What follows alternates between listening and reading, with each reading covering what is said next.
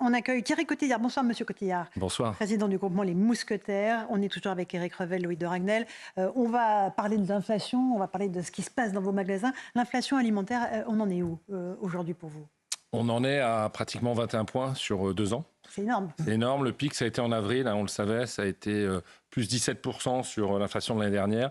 Et on a cassé ce pic, j'ai envie de dire, le pire est derrière nous, puisque c'était 13,5 en juillet, et on a espoir là qu'à la rentrée, ça baisse un petit peu, mais ça reste une hausse, même si c'est une baisse de l'inflation. Oui, c'est la baisse de la hausse. La baisse de la hausse, ça reste une hausse. Est-ce que vous avez vu les comportements changer dans vos magasins? Est-ce que les gens ont fait les achats, par exemple, de la rentrée scolaire différemment? Alors, on le voit, et puis les statistiques le prouvent, les gens viennent plus souvent pour mieux maîtriser, ils font plus d'enseignes pour chercher les bonnes affaires, et quand ils viennent, ils déconsomment, c'est-à-dire ils achètent moins.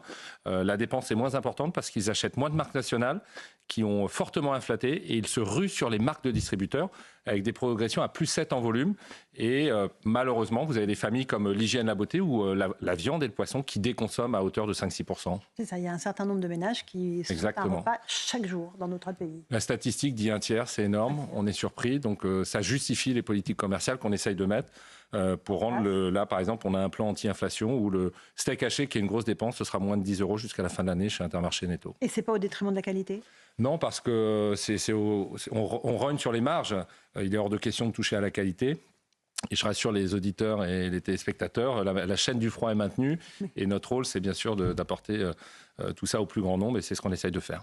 Éric Revel, peut-être sur cette question de l'alimentation. J'aimerais vous faire réagir sur une déclaration que vous avez faite il y a quelques jours, en disant finalement, bon, les industriels et les distributeurs, tout le monde se renvoie la balle.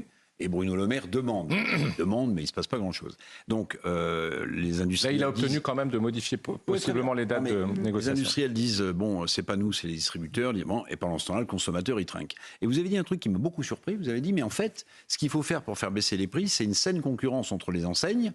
Carrefour, Intermarché, très bien. On se dit... Mais ça prouve que vous avez les marges suffisantes, M. Cotillard, pour faire tout ça. Donc vous ne pourrez pas faire pleurer les gens, c'est les consommateurs qui pleurent. Alors, la réalité, parce qu'il faut être très précis, quand je dis c'est la saine guerre commerciale... C'est ce que vous avez dit. Oui, je l'ai dit et je l'assume, au même titre que j'assume les résultats d'un groupe comme les Mousquetaires dans leur supermarché où nous sommes des indépendants. C'est 2% de résultats. Donc j'aime à dire à chaque fois, si le gouvernement nous dit baisser les prix de 5%, mais on met la clé sous la porte. Et on est dans les distributeurs qui sommes rentables, qui allons bien. On sait qu'il y en a un qui est en très grande difficulté jusqu'à être restructuré. Un autre groupe qui a joué l'international s'est un peu planté et on voit aujourd'hui qu'il a des difficultés aussi sur le plan commercial. Donc on dit simplement, messieurs les économistes, comparez nos 2% de résultats quand ça va bien aux 10-12% de Procter & Gamble qui ont des profits importants. Et en fait, qui sont les grands industriels. Qui sont les très grands industriels et on a très mal vécu. Et c'est pas que le groupement des Mousquetaires, Alexandre Bompard l'a dit, Michel Edouard l'a dit, Dominique Schécher, on a tous dit... On vit très mal le fait que l'année dernière, quand il y avait des hausses qui étaient justifiées, on a joué les hausses, on a pris 5 points de tarif. Si on avait fait comme les industriels, il y aurait eu 4 points d'inflation derrière, il y en a eu 9. Et cette année, quand il y a réversibilité, on présente nous la facture au consommateur, il ne connaît pas les coulisses. Mais sauf qu'on a acheté des produits 10% plus chers et dans certains cas, c'était 20%. Et c'est les 20% qu'on a condamnés, ce n'était pas acceptable. Ouais. Voilà ce qu'on dit. Alors il y a aussi un phénomène que les consommateurs ont noté, c'est qu'il y a pour les mêmes paquets, un prix qui augmente et la portion qui est à l'intérieur qui diminue. Alors, le mot anglais, c'est shrinkflation. Le mot français, c'est réduflation.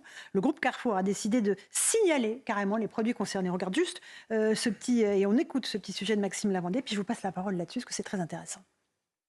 Ils ont décidé de faire la guerre aux shrinkflation dans leurs rayons. Cet anglicisme, contraction du verbe to shrink, rétrécir en anglais, et du mot inflation. Depuis ce matin, les enseignes Carrefour ont installé cette affiche pour dénoncer cette pratique abusive. Ce produit a vu son litrage baisser et le tarif pratiqué par notre fournisseur augmenter. L'enseigne a déjà identifié 26 produits concernés, comme l'explique Stéphane Bombay, directeur de la communication client. Par exemple, cette bouteille de Lipton Ice Tea, c'est un produit emblématique qui est très consommé, très acheté par nos clients. Historiquement, cette bouteille, elle faisait 1,5 litre. Aujourd'hui, cette bouteille, elle ne fait que 1,25 litre. Et pour autant, le prix au litre, il a augmenté de 40%. On le fait parce qu'on considère que notre responsabilité, c'est celui d'informer les clients sur la constitution du prix et de faire preuve de transparence. Un procédé considéré comme une arnaque par Bruno Le Maire et qui révolte les consommateurs. Non, oui, c'est que en voyant les étiquettes, je pense que j'achèterai pas ces produits-là, c'est sûr. C'est un peu nous prendre pour des idiots. Ce genre de pratique est absolument inadmissible. Et donc, naturellement, je serai vigilante, comme la majorité des Français, et changerai pour des marques peut-être plus éco-responsables et qui ne nous prennent pas pour des imbéciles. Bercy compte lui aussi s'attaquer à cette pratique. Un texte de loi sera présenté le mois prochain pour obliger les industriels à figurer les réductions de contenu sur leurs produits. Alors, ça c'est cash, hein, Thierry Cotillard. Vous êtes le groupement des mousquetaires. Vous feriez ce que font vos collègues de Carrefour avec les étiquettes là, on a été le premier à faire avec une marque de pommes de terre. Elles avaient pris 68% de prix au kilo. Donc on a mis une affiche dans tous les supermarchés, Intermarché, Netto. Et moi, c'est ce que j'ai dénoncé à la réunion qu'on a eue il y a 15 jours pour nous reparler des négos. J'ai dit, monsieur le ministre, vous êtes dans l'action, mais ayez cette information qu'il y a quand même de la gruge. C'est inacceptable, c'est légal, mais c'est trompeur pour le consommateur. C'est légal. Ah oui, c'est légal. C'est pour ça qu'ils vont faire une enquête et peut-être modifier un texte de loi. Parce que c'est quand même inapproprié vu le contexte d'inflation. C'est même honteux. C'est honteux. Là, on commence à le montrer, à l'afficher. C'est bien que le consommateur le sache. Notre responsabilité, c'est d'être assez transparent sur cette pratique. Alors, votre client, après, le client, celui qui vend ce produit-là, il n'est pas très content, j'imagine. Il n'est pas content et puis il va arrêter d'acheter ce produit. Il va prendre autre chose, à mon avis. Et justement, après avoir signalé ces produits-là, vous avez observé quoi comme... c'est des baisses de quelle mais ça se vend plus. D'achat ça se vend plus. C'est zéro. Mais je pense qu'il y a une réaction. En fait, c'est un boycott des produits. Oui, parce que là, en plus, ça monte. Vous voyez, on fait monter un peu le sujet en épingle. Et c'est à juste titre un boycott des consommateurs. Donc c'est une très bonne chose parce que l'industriel qui a eu cette pratique depuis des dizaines d'années, alors j'aime à rappeler, c'est pas nouveau, hein. On en parle là, mais en fait quand pendant des années il y avait quand même de la déflation, c'était le moyen de passer sur 100 produits qui étaient dans notre gamme, allez une petite hausse et je te mettais 15% et personne ne voyait rien. Aujourd'hui, on leur dit, mais vous déconnez. C'est-à-dire que, vu le contexte, vu la difficulté des Français, on ne peut quand même pas les gruger à ce point-là. Mais le problème, c'est quand vous répondent-ils ? En fait, il y a eu des chips très connus, etc. On leur dit, on ne veut pas. Ils vous disent, écoutez, c'est votre droit, mais on ne vous livre plus. Et à un moment, quand c'est des 20-80, c'est-à-dire des très grosses ventes, et que vous êtes commerçant, vous ne pouvez pas vous passer non plus de certaines références qui sont attendues du consommateur. Oui, mais ce qu'on a fait aussi, Alors, le contraire vrai aussi, c'est de ne pas être référencé dans la grande distribution française, c'est perdre beaucoup de parts de marché aussi. C'est perdre beaucoup de parts de marché, et sur Findus, sur 4, parce qu'on l'a cité, on l'assume maintenant, sur 4 références, on en a enlevé 2, mais on est lié par des plans d'affaires aussi, où si on a 100 références à mettre parce qu'on a un plan d'affaires avec 100 références, on ne peut pas passer à 50, donc on a essayé de trouver le juste milieu. Ouais, très intéressant. Mais surfer sur la misère, pardonnez-moi, du consommateur, tel qu'il le vit avec des gens qui sautent des repas, je trouve ça absolument on est d'accord. C'est pour ça que le combat est mené. Il y a un autre sujet aussi, c'est le prix des carburants. Justement, j'allais poser la question, merci beaucoup Eric de faire la transition. Il y a des carburants qui sont extrêmement hauts. Oui. Il y a des opérations carburants qui vont commencer chez vous. Alors, il y a une réalité, c'est on l'achète plus cher parce que l'Arabie et la Russie ont décidé de produire moins, donc le coût augmente. Le sourcing est aussi plus éloigné des coûts logistiques. C'est quoi le sourcing ? Oui, c'est l'endroit, la source. Donc demain, à l'initiative d'Agnès Pannier et Runacher, tous les distributeurs d'essence, de gasoil sont convoqués. C'est à mon avis, une bonne démarche. Et donc, je peux vous annoncer qu'on ira dans la logique attendue par la ministre, c'est-à-dire qu'on va proposer des opérations à prix coûtant. Allez, je vais le citer, Leclerc en a fait cet été.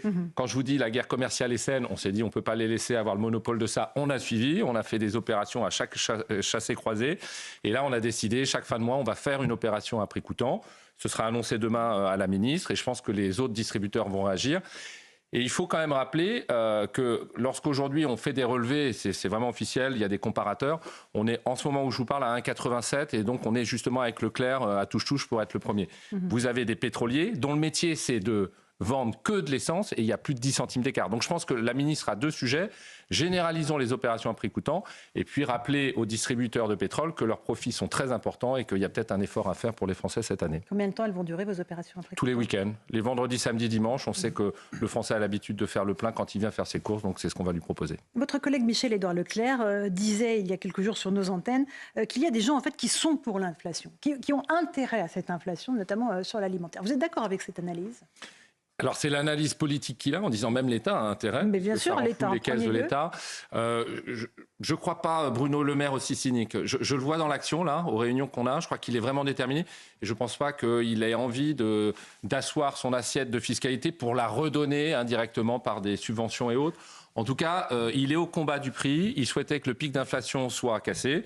On n'a pas été tout à fait au rendez-vous. Donc le fait qu'il avance les renégociations commerciales est une bonne nouvelle pour normalement la baisse des prix. Sur les carburants, Eric ? Moi, l'impression que ça me donne, pour regarder de près le monde économique et le monde politique depuis des années, M. Cotillard, c'est qu'en réalité, j'allais dire, un ministre demande et le monde économique dispose en réalité. Et l'impression que ça donne, c'est que le ministre des Finances est beaucoup engagé, vous avez raison. Oui. depuis ce panier anti-inflation qui n'a jamais vu le jour jusqu'au reste, mais qu'en réalité, les distributeurs, ce sont des et les industriels, ils appartiennent au monde économique, et que le monde économique, aujourd'hui, a pris le pas sur le monde politique. Il a pris le pas, certainement, mais on doit quand même rappeler à tout le monde que le commerce et les relations, notamment commerciales, sont encadrées par des lois qui régissent et qui aboutissent à des conclusions qui sont plus ou moins satisfaisantes pour le consommateur. Je vous dis ça parce que si aujourd'hui le ministre ne s'empare pas du sujet de la date unique annuelle des négociations, l'inflation va continuer. C'est-à-dire qu'on est l'exception française. Nous, les mousquetaires, on est au Portugal. Je suis allé voir il y a 15 jours. Première question, c'est quoi ton inflation ? Il m'explique, on était à 15, vous êtes à combien maintenant ? 8 mois après, on est à 5. Pourquoi ils sont à 5 ? C'est simplement parce qu'ils ont pu renégocier. Aujourd'hui, on peut le faire sur la marque de distributeur. C'est pour ça que les distributeurs, c'est par hasard, baissent les produits de leur marque. Coca-Cola, Procter, Pampers. Une fois qu'on a négocié le prix, quoi qu'il advienne, pendant 12 mois, on va se prendre ce prix-là. Et donc, le fait que Bruno Le Maire prenne le dossier et dise on change la loi, avec un Parlement qui ne va pas forcément être favorable puisqu'il n'a pas la majorité, ça va être compliqué, mais il reprend le rôle que doit être le politique. Et je ne pense pas que si la loi change, ce soit les distributeurs qui fassent la loi, parce que là, pour le coup, les industriels seront obligés de revenir à la table des négos. Mais on a le sentiment en permanence que vous vous renvoyez la balle entre les distributeurs, les industriels. Ouais, mais alors vous savez, sur ce truc-là, moi je pense qu'il n'y a pas un méchant, il n'y aurait pas des gentils, il y a un juste milieu. Et sur la trajectoire qui est celle qu'on a connue depuis 2 ans, depuis le Covid, très honnêtement, on a fait des efforts, on a tenu la chaîne alimentaire. On a fait des efforts sur nos marges parce que les résultats vont être publiés. En fait, il est encore trop tôt pour savoir qui dit la vérité. Revoyons-nous en mars. Vous aurez les publications des résultats de Carrefour puisque c'est quelqu'un de coté en bourse, d'autres distributeurs, et puis on regardera Nestlé, Danone, et vous verrez qu'on n'a pas été 4 fous furieux à venir sur tous les plateaux pour dire des mensonges. Quels sont les produits qui ont pu augmenter là, en cette rentrée ? Ce qui va augmenter, je crois qu'il faut se projeter. Ouais, ce qui va augmenter et qui va être projeté maintenant. Ouais. Alors vous pouvez stocker, mais alors je ne devrais pas le dire parce que là on ne va plus en avoir en rayon. Le jus d'orange, le cacao. Et pourquoi je vous en parle ? Parce que c'est le coup d'après. C'est-à-dire qu'on n'arrête pas de dire c'est l'Ukraine. L'inflation, c'est l'Ukraine. Évidemment, sur le blé, puisque l'Ukraine ne pouvait pas... Il n'y a pas beaucoup de cacaoyers en Ukraine. Exactement. Et puis, bien sûr, le pétrole, on vient d'en parler. Mais sur beaucoup d'inflation, et on n'en parle pas assez, alors que justement, il faut qu'on prenne des décisions sur cette gestion de la planète, c'est une inflation verte. C'est-à-dire, c'est des conditions météorologiques, climatiques, qui font qu'on n'a plus la matière première. Donc, Brésil, Floride, pas de récolte d'orange. C'est 50% d'augmentation du jus d'orange. Et mes acheteurs se disent, si ça se trouve, dans 6 mois, il n'y aura plus de jus d'orange dans aucun supermarché en France parce qu'on n'aura plus la matière première. Cacao, c'est la même chose. Problème de récolte, plus 50%. Donc, ce que je veux vous dire, c'est que... Donc, les chocolats de Noël, c'est maintenant qu'il faut les acheter ? Il faut les acheter, mais ils ne sont pas encore en rayon, donc il faudra attendre un petit peu. Okay. Et les jouets, pareil, est-ce qu'il y aura une hausse sur les prix des jouets à Noël ? Les jouets, ce sont des achats qu'on a réalisés, vous savez, 7-8 mois, parce que justement, le sourcing, il n'est pas en France, c'est du collectionning qui provient essentiellement d'Asie. Je crois que l'inflation, parce que la matière première, va être de l'ordre de 6-7%, légèrement inférieure à l'inflation de l'alimentaire. C'est les projections. On a évoqué ces Français qui sautent un repas par jour, qui ne font plus 3 repas par jour. Il y a 58% des Français, des plus vulnérables, qui ont le sentiment d'être très proches de basculer dans la précarité. On a beaucoup parlé des restos du cœur. Ils ont lancé un véritable cri d'alarme il y a quelques jours en disant on va mettre la clé sous la porte parce que nous aussi, on est confrontés à des hausses de prix. Bernard Arnault, le patron de LVMH, a fait à titre personnel un don de 10 millions d'euros au Resto du Cœur. Il a été extrêmement critiqué pour cela par une partie de la gauche. On a un sondage très intéressant de CSA pour CNews qui nous dit que pour 89% des Français qui sont interrogés, c'était une démarche positive. C'est toujours bien de le rappeler, c'est toujours encore mieux de l'entendre. Et mieux encore, 83% des électeurs de la France insoumise, dont les dirigeants n'avaient eu que des mots abominables contre Bernard Arnault, approuvent aussi ce don. Qu'est-ce que ça dit de notre société, ça, M. Cotillard ? Ça veut probablement dire qu'il y a une déconnexion entre l'élite politique et la base, puisque les représentants d'une tranche de la population sont diamétralement en opposition, dans une position, et je pense que vous l'aviez souligné, où finalement on ne peut pas critiquer une démarche de don. Nous, les mousquetaires, alors on aurait pu avoir la polémique, c'est passé à côté, c'est tombé sur M. Arnault. Mais nous, on a fait un don d'1 million. C'est pas de l'opportunisme, c'est qu'on est partenaire des Restos du Cœur depuis 20 ans, que Patrice, on le connaît, et qu'on fabrique des couches. Donc à un moment, ça aurait été du cynisme d'appeler nos consommateurs qui ont des problèmes de pouvoir d'achat, qui ont des problèmes à finir les fins de mois, à venir faire leurs courses, faites des courses chez Intermarché, et puis on donnera. Bien sûr que s'ils nous demandent de faire une collecte additionnelle, on le fera, mais on s'est dit, on va déjà montrer l'exemple, et donc notre Elle est en Bretagne, j'en parle parce que je suis breton. Elle produit des couches et la cellulose de Brocéliande à Ploërmel et on fera un don de 1 million d'euros. Très honnêtement, c'est une position de l'ensemble des chefs d'entreprise mousquetaires. On aurait très mal vécu cette polémique. Donc quand on l'a vu, pas tomber sur nous, mais celle effectivement de M. Arnaud, on s'est dit que c'était quand même, ça donnait pas envie de continuer. Et c'est dommage parce que c'est maintenant qu'il faut resserrer les liens et justement faire preuve de citoyenneté. Et moi je crois que l'appel intéressant politique du patron des Restos du Cœur, c'était de dire n'attendez pas tout de l'État, c'est-à-dire aller chercher les ressources là où elles sont. Et l'entreprise a un rôle sociétal. Donc c'était super de faire appel à nous parce que très honnêtement, on est en capacité.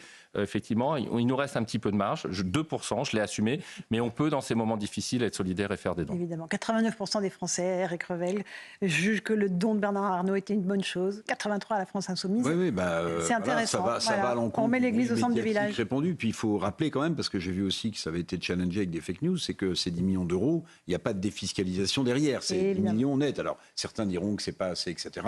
Certains aussi noteront que l'État ayant mis 15 millions d'euros, Bernard Arnault ne pouvait pas mettre plus de 10 millions d'euros, j'imagine, même s'il avait moyen de le faire, parce qu'évidemment, ça donnait l'impression que vous aviez une société qui était plus riche que l'État lui-même. C'est une évidence. Maintenant, ce que ça veut dire aussi, pardon, mais moi, ça fait tellement longtemps que je traite de la question économique, il y a un divorce quasiment éducationnel entre les Français et l'entreprise, en fait.